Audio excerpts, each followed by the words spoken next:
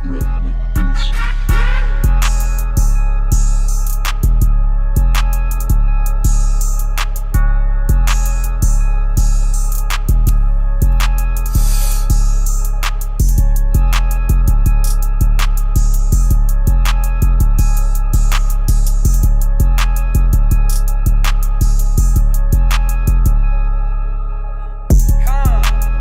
Israel, all praises go to the Most High. That's Yahweh, through his Son, the King of Kings and the Lord of Lords, Yahweh Shai HaMashiach, y'all. So we touching on dreams and visions, y'all. So when you go to sleep at night, are you guys having dreams? Are you guys having visions in the night? Shalom King. Are you guys going to sleep at night and seeing things in your dreams? You know, what are you seeing? Is the Lord showing you things and visions? You know, brothers throughout the whole earth are having dreams about the apocalypse. Brothers are having dreams about the end of the world. Brothers and sisters are having dreams about the return of the Son of Man. You know what I'm saying? And these things are not to be taken lightly. You know, we have to really pay attention closely to what the Lord is showing us, especially us in this truth. You know what I'm saying? Because the Lord revealed his secrets to the prophets, like I say in the book of Amos. But let's kick it off with the book of Acts real quick. Let's kick it off with the book of Acts, chapter 2, right? And let's go to verse 17.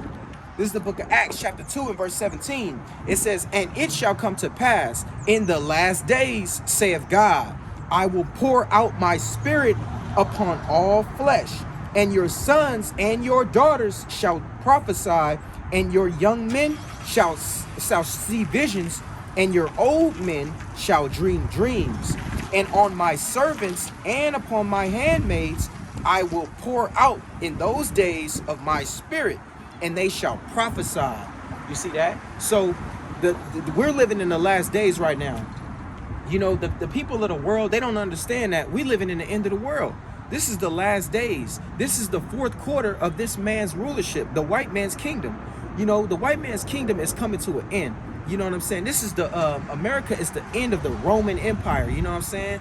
And when who they call Jesus Christ returns, which is Yahweh Shai, the King of Israel, he's going to establish his kingdom on the earth, and he's going to take down all of these nations, and he's going to rule the earth forever. You know what I'm saying? And people are having visions at night and having dreams, and that's the times we living in. We living in the last days. Now this is Peter speaking to the church right at the Pentecost, and he's quoting the book of Joel chapter 2 and verse 28. He's saying that young men, old men, young women, old women are going to be having dreams, and they're going to be seeing things accurate that lines up with the scriptures about prophecy, whether it be sedition, whether it be anarchy, whether it be the end of the world, whether it be our people being raised from the dead spiritually and coming back into this truth. You know, they're having dreams and seeing different signs and visions, and it's more rapid than what it ever has been. You know what I'm saying? So let's go to the book of Amos, because the Lord said he revealed his secrets unto his servants, the prophets, right? And our people are receiving these things, you know? And it's not a very light thing to see these different visions and stuff like that, having nightmares of the end of the world. You know, brothers are having all kind of dreams, man. I've heard a lot of brothers different sides of the story of people's dreams, and it lines up with the scriptures, you know? And it just verifies this truth, man. Because the people of the world, they think that this stuff is a joke. They think that we coming out here preaching this Bible, they think that we're playing around about this stuff. And then brothers are having visions, and brothers are revealing their visions to people, and people are disregarding brothers' visions. You know what I'm saying? So let's go to the book of Amos. That these things are secret, right? It says Amos chapter 3 and verse 6. It says, "Shall a trumpet be blown in the city, and the people not afraid? Shall there be evil in the city, and the Lord have not done it?" And that just goes to show you that the Lord does the evil on the earth as well, you know? Verse 7, "Surely the Lord God will do nothing, but revealeth his secrets unto his servants, the prophets." You see that? So before the Lord do something on the earth, he always reveal his secrets to the prophets. You know what I'm saying? So, for example, like say if the Lord want to declare judgment on the earth to a particular location or a person, he'll have a brother have a vision about it. A brother will go to sleep at night and see these things transpire, and this brother will wake up and like in shock and share his dream to people, and then the Lord do the judgment on the earth. You turn on the Channel 5 news or whatever newscast you guys have, and you'll see the thing that the brother dreamt about. And that's how the Lord operates. He always uses his prophets to declare his works, right? Let's go to the book of Numbers. Because when you go to Numbers, he said that to Aaron and Miriam and Moses, right? He told them that if it be a prophet among you, I will make myself known unto him in a vision, right? So let's go to Numbers 12. All right, Numbers 12 and verse 5. It says, the Lord came down in the pillar, right? Now, this is during the time of the wilderness. You know what I'm saying? The Lord was dealing with Moses, Aaron, and Miriam at this time, right? And they had already built the tabernacle and set up all the different things that for the priesthood, right? It says, verse 5, and the Lord came down in the pillars of the cloud and stood in the door of the tabernacle and called Aaron, Miriam, and they both came forth. And he said, right, hear now my word. If there be a prophet among you, I, the Lord, will make myself known unto him in a vision and will speak unto him in a dream. So these men that are back on earth, these men on the earth that are having these different dreams about different things that lines up with the scriptures, these men are prophets back on the earth.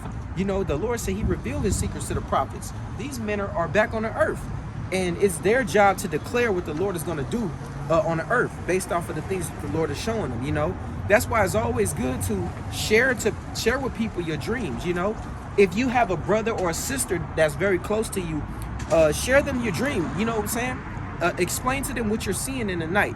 You know, it don't matter how weird it sounds. It don't matter how off it may sound, or you know what I'm saying. Just explain to them what you're seeing, because ultimately, you know, you're magnifying the Lord's name by declaring his dreams. You know what I'm saying? You know what I mean? So let's get another precept, right? Let's get some accounts of brothers having dreams, right? Let's go to Job 33 real quick first. Let's go to Job, because some dreams, you know, you have different dreams, and some dreams are instructions. Some dreams are for you to proclaim to other people and to let them know they need to get right. You know what I'm saying? The Lord may show you judgments that he's going to do on the earth. Like I said, instructions. He may be trying to warn you. You know what I'm saying? So let's get that in Job real quick. Let's go to Job chapter 33, right? This is the book of Job chapter 33, and we're going to start at verse 14. It says, for God speaketh once, yea, twice to a man, and it says, God speaketh once, yea, twice, yet man perceiveth not. So the Lord said, he may be speaking to you throughout the day. He may be speaking to you through a brother, through something, a sign, through you know what I'm saying, words that you may see as you walking by somewhere. The Lord may be trying to speak to you once, twice, but you don't get it. You don't understand what he's saying, or you're not picking up what the Lord is putting right in front of you, right? Now let's see what happens. It says, in a dream, in a vision of the night, when deep sleep fall upon men and slumberings upon the bed, then he opened the ears of men and sealeth his instructions sealeth their instructions, that he may withdraw man for his purpose and hide the pride from man. You see that? So the Lord, he'll put you to sleep just to give you the instructions on what he wants you to do, because he may have been trying to reach you throughout the day. He may have been trying to show you things, but you're not getting it. So now he got to wait till you, well, not wait till you go to sleep. The Lord got to put you to sleep and then give you a vision in the night, in a dream, and then that's to be your instructions on what he wants you to do. You know what I'm saying? So because man is proud, you know, man, we may be denying the things that the Lord is showing us, or ignoring the different signs that's in front of us, and the Lord got to kind of like humble us down and wait till we go to sleep and kind of check us in our dream, right? So let's get some accounts, because let's go to the book of Genesis, man, because the Lord, he gave Jacob directions on what to do. You remember Laban and Jacob? So when Jacob was with Laban, you know, Laban was finessing Jacob. You know what I'm saying? Jacob wasn't getting all the things that he deserved, or he wasn't getting his proper wages from Laban. You know what I'm saying? And the Lord, he was watching everything that Laban was doing to Jacob, right? So let's go to Genesis. Genesis chapter, we're gonna start at verse 31 and get the context. I just want to get the main point. I don't want to get the whole account. When y'all get a chance, just go back and read it, right? So let's start at let's go to Genesis chapter 31. I'm gonna start at verse 11, right? Now it says, and the angel of God said unto me in a dream, saying, Jacob. I said, here I am. And he said, lift up now thine eyes and see all the ram which leap upon the cattle, and the ring strap speckled and gristled. Now these are different patterns of cattle, right? The Lord is telling him, I want you to get all your cattle together. Get all these different, he gave him details of what these different things, what these different animals look like of his. And he told him, he said, it's okay, I stopped that. Okay, it says, for I have seen all that Laban had done unto thee. Meaning the Lord see everything that's going on. He was watching everything Laban did to Jacob. He was watching when he was finessing him out of his money. He wasn't, taking his land or cattle, you know what I'm saying? Taking his cattle or not paying him the right wages. The Lord was paying attention to all of that. You know what I'm saying? It says, and I am the God of Bethel, where thou anointest the pillar, right? And where thou vowest a vow unto me. Now arise, get thee out of this land, and return unto the land of thy kindred. So the Lord spoke to Jacob in a dream and told him exactly what to do. He said, I want you to round up all your stuff, and I want you to head into the land of your kindreds. You know what I'm saying? Because I want, and also the Lord came to Laban as well and told him not to tell Jacob nothing. You know what I'm saying? So the Lord uses visions and dreams at night to direct you in the path that you may go. You know what I'm saying? And that's a beautiful thing, man. And that's why it's not a light thing. You know what I'm saying? Dreams are not a light thing. It's not a, now we understand that all dreams ain't prophecy. Some dreams may be folly, or dreams may lift up the food, like Sirach chapter 34 say, right? 34 and 1 on down. It say that dreams lift up a food. You know what I'm saying? How you doing, sister? You got 5 minutes? You got 5 minutes? Yeah, come on over. Let me show you something real quick. Real quick, y'all. Hold on. We'll get back to it. So let's go to, now we talked about Jacob, right? Now Jacob had a son named Joseph. And Joseph, as you know, is the progenitor of Ephraim and Manasseh. You know what I'm saying? So let's go to Joseph's account. Because Joseph was an interpreter of dreams. You know what I'm saying? You could tell Joseph your dream, and Joseph could break your dream down so accurate. You know what I'm saying? And he could show you what the Most High is showing you, right? So let's go to the book of Joseph, because now this is during the time, because Joseph had been thrown into prison, man. They had accused of Joseph of trying to sleep with Pharaoh's wife. You know what I'm saying? When really that was a lie. She was pressing him out day by day, trying to get him to, if you got ears to hear, trying to lay with him. And he wouldn't give her what she wanted. And she made a hissy. She caused the scene and got him thrown into prison. So as he's in prison, Joseph is breaking down brothers' dreams while he's in prison. So the word is going around that Joseph is the one that can interpret dreams. You know what I'm saying? So Pharaoh had a dream, right? Pharaoh had 2 dreams, in fact. You know what I'm saying? Pharaoh was having nightmares and dreams about things he couldn't explain. He was seeing cows and corn, and he was seeing things he couldn't explain. And let's see what that is. Now, let's go. It says, and it came to pass in the morning that his spirit was troubled. Now, it's speaking about Pharaoh. It says, and he sent and called for all the magicians of Egypt and all the wise men thereof, and Pharaoh told them his dream, but there was none that could interpret them unto Pharaoh. So Pharaoh was having nightmares and dreams. Let's touch on one of them. One of them was 7 cows. So he saw 7 cows that was very healthy and plentiful. And then he saw another set of cows that was like anorexic. They was real ill. They was real skinny, and they had no meat on their bones. And those 7 cows that was ill was eating and devouring those cows that was fat and healthy. And he would wake up in a cold sweat, like, what the hell was that about? Oh shoot. And then he would have another dream, came to be corn. He was having dreams about a dream about corn, a huge field of corn, right? Seven shucks of corn, and then 7 shucks of unhealthy corn, just like the cows. And the same thing would happen in the dream. The corn would devour the other corn. You know what I'm saying? And then he would wake up in a cold sweat, like, what the hell is going on? So nobody could interpret the Pharaoh's dream, and word had been going around that Joseph was the one that could interpret people's dream and break these things down. So they sent for Joseph while he was in a prison, brought him to Pharaoh, and let's find out what happened, right? Let's go to Genesis 41 in verse 25. And Joseph said unto Pharaoh, the dream of Pharaoh is one. God have showed Pharaoh what he is about to do. You see that? So Joseph told Pharaoh, the Lord is showing you what he about to do in Egypt. When you seeing them cows and you seeing that corn, the Lord is showing you something. That's what Joseph said, right? Let's jump down to verse 29. It says, behold, there are come 7 years of great plenty throughout all the land of Egypt. It says, and there shall arise after then 7 years of famine, and all the plenty shall be forgotten in the land of Egypt. and the famine shall consume the land. So Joseph told Pharaoh, a famine is coming to Egypt. He told him straight up, you got 7 years of plentiful in Egypt, and then you're going to have 7 years of famine. You know what I'm saying? So Joseph told Pharaoh straight up what was going to transpire, that the Lord was showing Pharaoh that there was a famine coming. Now, that's powerful right there, because if Joseph wasn't able to be doing that, Egypt would have perished from a famine. So dreams are not a light thing, man. You know what I'm saying?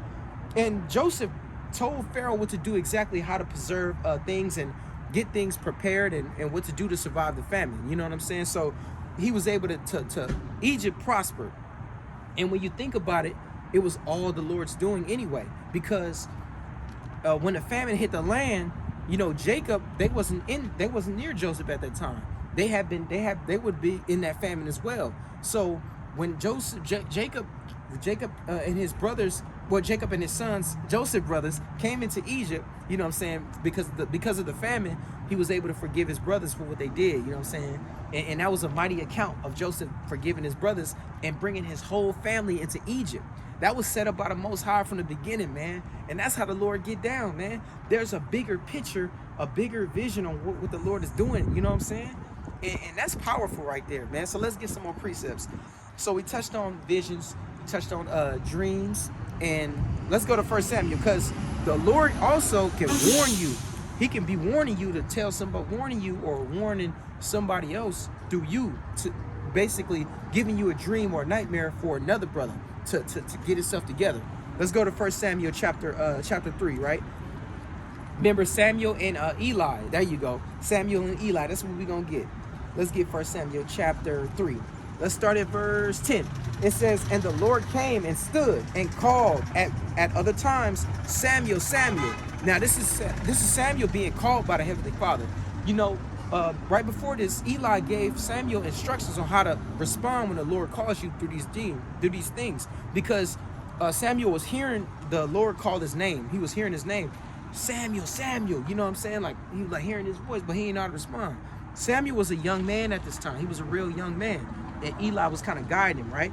It says, and the Lord came and stood and called at other times, Samuel, Samuel. Then Samuel answered, speak, for thy servant heareth. Now it says, and the Lord said unto Samuel, behold, I will do a thing in Israel, at which both the ears of everyone that heareth shall tingle. So the Lord basically told Samuel, I'm about to do something in Israel that whoever's going to hear it, their ears are going to tingle. Now let's find out what the Lord is about to tell Samuel. Let's jump down to verse. Verse 12. In that day I will perform against Eli all the things which I have spoken concerning his household, right? His house. When I begin, I will also make an end. It says, for I have told him that I will judge his house forever, for the iniquity which he knoweth. Meaning Eli knew why the Lord is about to judge him. You see that? It's knew what he did. Because his sons made themselves vile, and he restrained them not. See that? So Eli's household, his sons have been doing things, and Eli did not inform his sons that they shouldn't be doing that. He didn't check them or chastise them, when he was supposed to. So the Lord, how you doing, King? The Lord is giving Samuel a warning to tell Eli that he's about to bring judgment upon Eli's house for what he did, right? And it says, let's jump down, man. So this is what Eli said, verse 16. Then Eli called Samuel and said, Samuel, my son. And he answered, here I am. And he said, what is the thing that the Lord has said unto thee? Eli asked Samuel, what did the Lord show you in that vision? You know what I'm saying? Now you got to think about it. This is a young man. He got to be trembling at this time, like, oh shoot, like the thing that the Lord showed me, you sure you want me to tell you what he showed me? You know what I'm saying? Like that's how serious this is. It says, and he said, what is the thing that the Lord have shown unto thee? I pray thee, hide it not from me. God do so to thee, and more also, if thou hide anything from me, all the things that he has said unto thee. Meaning, don't hide nothing from me. Just tell me straight up what the Lord told you. or showed you. You know what I'm saying? Now this is young Eli. It says, and Samuel told him every whit and hid nothing from him. Meaning he told him that the Lord was going to judge him and bring judgment upon his household for the things that his sons have been doing. They was being vile. You know what I'm saying? And he restrained them not, like I say. He told them straight up. And that had to be a hard thing, man, for Eli to hear. You know what I'm saying? From Samuel. You know, that's a hard thing. It says, oh, let's start at 18. And Samuel told him every whit and hid nothing from him, and said, it is the Lord, let him do what seemeth him good. Eli was a man of integrity, and he told him, you know what, if the Lord seems as is good, let him do what's good. You know what I'm saying? And that's mighty right there. But the point is that the Lord can give you a vision to give to another man. You know what I'm saying? The Lord can show you what he's about to do to somebody else, or somebody that you may be close to, and you may have to warn them that they're going off, you know? And that's how the Lord moved with his prophets. That's how he moved with his servants, his prophets, his evangelists, his teachers. He'll show us things in these different visions in the night, you know what I'm saying? And the thing about it is, you know, even nightmares, you know, sometimes man is proud. You know, the Lord may be checking us and we may not know. So the Lord got to come to us in a vision, like I say. Let's get back in Job, right? Not 33, but let's go to the nightmares, man, because even nightmares, when people be receiving nightmares and having like sleep paralysis and waking up, and they say they feel like something is sitting on their chest, and all having nightmares at night, that's the Lord doing that, man. All nightmares come from the Lord. The Lord gives you these different nightmares out of chastisement, or he's trying to correct you or warn you of something, you know. Let's get Job chapter 7, right? In verse 13, it says, when I say my bed is comfort for me, it says, my bed shall comfort me, my couch shall ease my complaints, then scarest me with dreams and terrify me with thoughts, terrifies me through visions. Verse 15, so that my soul chooses strangling and death rather than life, meaning nightmares at night. The Lord gives you nightmares. Job said, thou terrified me with nightmares, meaning the Lord is doing this. Job had knowledge that the Lord gives the nightmares in the night. You know what I'm saying? And these things ain't light, man. People have nightmares all the time. Like, for example, like, I remember when I first came into the truth, man, I had this dream about the end of the world, or like an apocalyptic dream, right? So this was before I was in the truth. I didn't know what was going on. I was in the city of Santa Cruz, man, out here in California. I was in my dream. I was in Santa Cruz, and I was on the boardwalk or whatever. I was doing whatever, you know, probably taking pictures or just sightseeing or whatever. And all of a sudden, all I see is like a airplane. It was like a huge plane, but it dropped a bomb, man. It dropped a nuclear missile, a bomb, and that thing just blew up, and it was like a flash.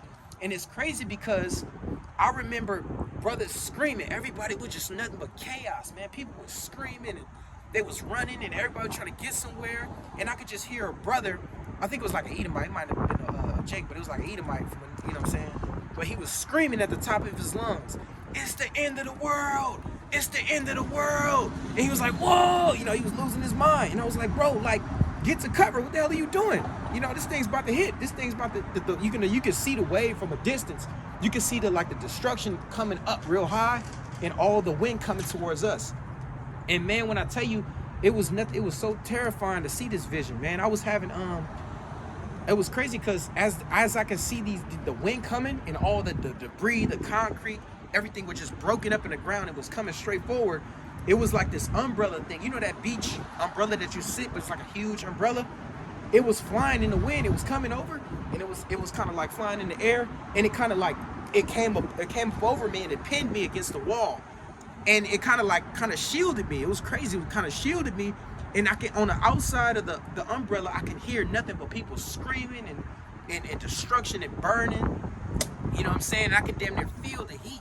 It was crazy before I came into, it was crazy. Man, I had that dream before I came into the truth. And when it was all over, when the dream was done, it was like a flash. It was like a boom. It was like a big flash, you know? And that's how I knew it was from the Lord, man. I knew that dream was special because I've never had that flash at the end of my dream. And it was so I woke up tripping, you know. I told my cousin or whoever was in the room with me, I'm like, yo, I had a dream about the end of the world, man. This is crazy. You know what I'm saying? Of course, you know, the people of the world, they don't know what's going on. They're like, oh boy, that's just a nightmare, boy. You be all right. You know what I'm saying? So, hey, nightmares come from the Lord as well, you know? And Sirach chapter 34, right? So, Sirach chapter 43, I ain't got my pocket from me, but, you know, not all dreams are regarded as visions, you know, in prophecy and things like that. Some dreams are just a compilation of things that happen throughout the day. You know, when you get a chance, read Sirach chapter 34 and verse 1 on down. You know, it tells you about certain foolish, you know, dreams. Some dreams are just folly and foolish and, you know, things that we think about on a daily basis. And dreams can lift up a fool. You know what I'm saying? You know, if you have people like go to sleep, man, and have dreamed that they won the lotto, man, and then now they go play the lotto and trying to buy those tickets to win the lotto, you know. So dreams, it'll lift up a fool. You know what I'm saying? And how you know how to discern between prophetic dreams and folly is if you can link it with the scriptures. If you're having dreams and you're seeing things that you're reading about in the scriptures, that's more than likely that's a prophetic dream. You know what I'm saying? So now another thing too, touching on dreams, let's go back to Deuteronomy, because the Lord gave us a warning on or to be on the lookout for the dreamer of dreams, right? Now let's get that real quick. Now this is Deuteronomy chapter 13 and verse 1. It says, if there arise among you a prophet or a dreamer of dreams, and giveth thee a sign or a wonder, you see that? And the sign or wonder come to pass thereof, he spanked unto thee, saying, let us go after other gods, which thou hast not known, and let us serve them. You see that? So in Deuteronomy, the Lord has given us an example of a dreamer of dreams. He's saying, if there arise among you a dreamer of dreams, you know what I'm saying, I have a dream, if you got ears to hear, you know what I'm saying. And these different leaders that they had visions and things like that, and had visions of saving our people and trying to help us, and Dr. King, you know what I'm saying, and Malcolm X and all these brothers, but they weren't of the Most High. You know what I'm saying? They were worshiping other things. They was into Islam and all these other different religions, and that wasn't the Heavenly Father. And the Lord warned us about these things a long time ago. You know what I'm saying? And if you were reading the scriptures, you would understand these things, right? Now let's jump down, right?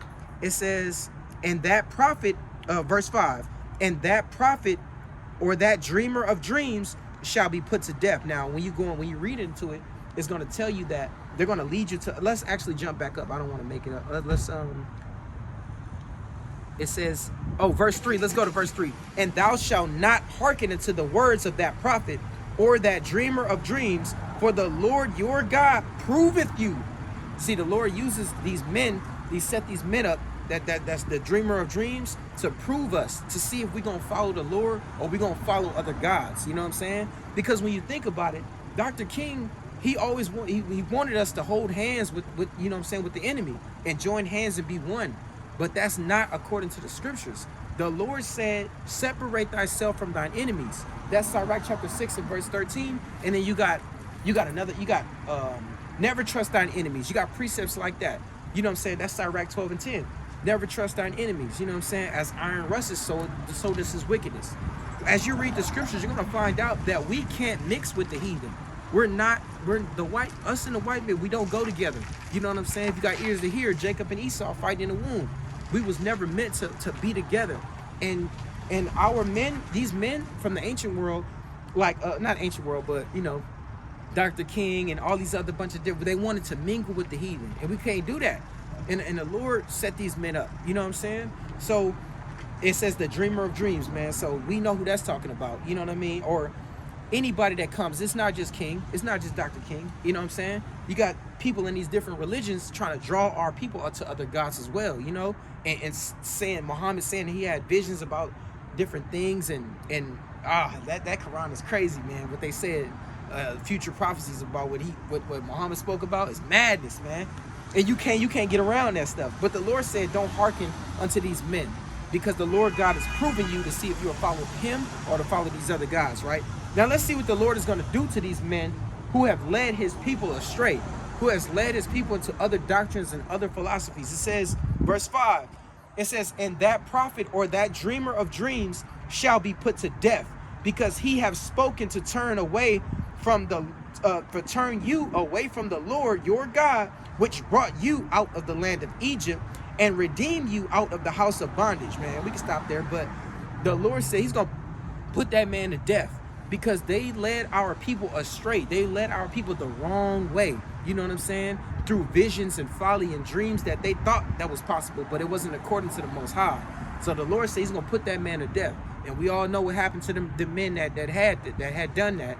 And the men like King and Muhammad, all the men that came up and had visions and tried to guide our people to a certain direction, they were put to death, man. A lot of people going to get put to death for misguiding God's people. You know what I'm saying? And the Lord is not playing around about his people, right? But we can end it on that. I don't want to go too far. Let's go to like I said, check out Sirach chapter 34 and verse 1 on down when you get a chance. You know what I'm saying? So let's go ahead and close it up. Let's get one more closing preset, man. Let's get dang, what I want. I want to get the classic. Let's go to the book of Luke, right? Let's go to Luke. Classic, man. Occupied, man. I love that preset. Luke, Shalom, King. How you doing? All right. Let's go to the classic, man. Let's close it up. Book of Luke, chapter 19, real quick. 19, yep. Salaki, my pages are sticking, boy. Damn. Sticking like man. Salaki, y'all. Bear with me, y'all. Bear with me. This is the book of Luke, chapter 19 and verse let's go to 19 and 13. Yep, verse 13. And he called his 10 servants and delivered them 10 pounds and said unto them, occupy until I come. So occupy until I come.